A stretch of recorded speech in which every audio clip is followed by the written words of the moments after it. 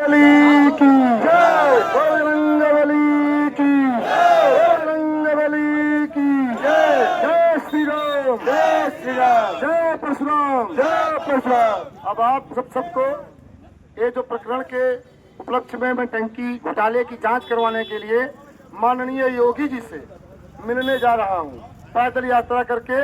इसका मुख्य कारण ये है कि यहाँ के अधिकारी जितने भी हैं जिले के, वो सब भ्रष्ट हैं। कोई किसी की सुनवाई नहीं कर रहा है। चाहे 1076 पे फोन करो, चाहे 1800 12 12 164 पे कॉल करो, चाहे शिकायत डीएम साहब को दो, मगर टंकी की जांच हो ही नहीं रही है। मेरे पत्र में जो मैंने डीएम साहब को दिया है, उसमें 5 ग्राम सभा के प्रधानों ने अपनी मोहर लगाई है और मुझसे अपील की है कि दीक्षित जी, ये सरकार हमारी नहीं सुन रही है, कम से कम आपकी सुने। आप किस तरह सुनाएंगे मुझे नहीं पता है, मगर उन्होंने विश्वास किया और मेरे पत्र पे जो मैंने डीएम साहब को दिया है, उसमें 5 ग्राम सभा के प्रधानों ने मोहर लगाई है। उनका विश्वास मेरे साथ है और 5 ग्राम सभा के लोगों का विश्वास मेरे साथ है। सब साथ नहीं जा सकते, लेकिन मैं अकेला लखनऊ जो मेरे साथ चलना चाहे मैं उसके साथ चलना चाहता हूँ। ये भ्रष्टाचार कोई छोटा मोटा नहीं है, उत्तर प्रदेश का नहीं, पूरे विश्व का सबसे बड़ा घोटाला है। 16,000 उत्तर प्रदेश में टंकियां बनी, सरकारी डाटे के अनुसार 16,000। 4 टंकियों का फोटो है मेरे बैनर में देख रहे हैं, उनका नाम पढ़ लीजिए, उसके बाद बात चालू करते हैं। ये 4 टंकियां टेस्टिंग के दौरान ही फट गई। टेस्ट होते ही जैसे लग रहा था किसी कॉन्ट्रैक्टर ने नहीं बनाया है, बल्कि किसी बच्चे ने बनाया है कागज की टंकी, इस तरह फट गई। और दूसरी बात, आपने न्यूज में देखा होगा, भाजपा के मंत्री और भाजपा के विधायक और भाजपा के प्रधान और मंत्री को घेर लिया था और मंत्री जी घबरा गए थे न्यूज के सामने। फिर भी पूरे प्रकरण पर यहाँ कोई हिसाब किताब नहीं आया है, ना कोई सफाई है और ना कोई ये है कि घोटाले की कोई जांच हो रही हो।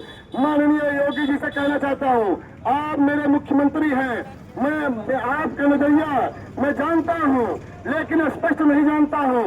स्पष्ट करना चाहता हूँ, इस घोटाले की जांच आप करवाएं, वो भी सीबीआई द्वारा, क्योंकि एक एक अधिकारी इसमें सम्मिलित है। मुझे पता है कि टंकी प्रकरण बहुत बड़ा मामला है।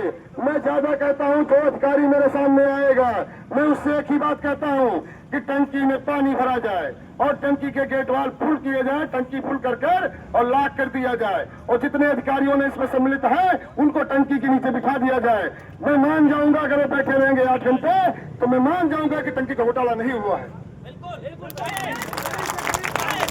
दूसरी बात, आप सब बहुत सो रहे हो, सोना बंद करिए। जब से 1947 से देश आजाद हुआ है, तब से अब तक का सबसे बड़ा घोटाला है। घोटाला इस तरह का एक घोटाला आप जानते हैं, आप कितना सुस्त हैं और कितना लाचार हैं और कितने बेकार हैं, मैं आपको आज प्रकरण बता के बता रहा हूँ।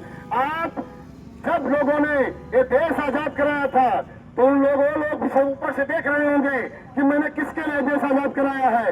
ये कायर जनता, लाचार सब बिल्कुल कायर हैं, ये किसी चीज पर प्रश्न नहीं उठाते हैं। आपको शुरू से शुरू करता हूं कि किस किस विषय में घोटाला हो रहा है। सबसे पहला घोटाला टंकी घोटाला। टंकी 16,000 टंकी बनी, किसी में पानी नहीं आया। टंकी चालू होती, टंकी में लीकेज है, रास्ते में लीकेज है। हमारे ग्राम सभा में टंकी बनी है तो ग्राम सभा के अंदर 2-2.5 जगह पानी निकलता है। तो आप समझिए कि कितना बड़ा घोटाला है। कल अधिकारी आए थे, उन्होंने वो आगे पीछे करके जब टंकी नहीं चालू हुई तो बिना जवाब दिए चुपचाप भाग गए। वो डर के मारे, मैंने बोला कि अगर आप जवाब देने में समर्थ हैं तो जवाब दीजिए। मुझे कोई जवाब नहीं मिला। उन्होंने कहा कि ये बड़े अधिकारियों ने घोटाला किया है, मैंने नहीं किया है। तो मैं बोला ठीक है, बड़े अधिकारियों को बुलाओ, आप सब हमारा साथ दीजिए, उन अधिकारियों को बंदी बनाकर उनसे हिसाब किताब लिया जाएगा। ये आपके टैक्स का पैसा है, किसी के बाप का नहीं है। हम तुम्हारे साथ हैं, संघर्ष करो। मैं आपसे प्रकरण में 15 मिनट चाहता हूं। बहुत गंभीर विषय है जिस पे आप लोगों का ध्यान है, न होते हुए भी जानते हैं, उसको इग्नोर करते हैं। पहला प्रकरण है टंकी का, दूसरा प्रकरण है गौ का, गौशाले का। जिस गाय ने एक समय हमें जियाया था, वो गाय हमारे निगाह के सामने मर रही है, मेरा हृदय रोता है और मैं ककोट कर रह जाता हूँ कि गाय मर रही है 2014 के बाद और कोई भी उसका प्रश्न नहीं उठाता है। जब जाता है गौशाले में, मैं वीडियो नहीं बना पाया, मेरे आंखों से आंसू आ गए। इसी गाय ने दूध पिलाया था हम सबको, इसी गाय के बछड़ों ने हमें जोत कर खेत में खाना खिलाया था। अगर कल तृतीय युद्ध चालू होता है और कहा ट्रैक्टर गाड़ी बंद हो जाए तो आप किस गौ को ढूंढेंगे? जब गौ मर जाएगी तो आप किसको ढूंढेंगे बताइए?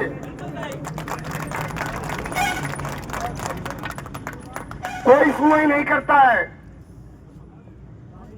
घोटाला एक प्रकार का हो तो कहा जाए, गऊ की हालत देखकर मैं ब्राह्मण हूं, मैं रोता हूं।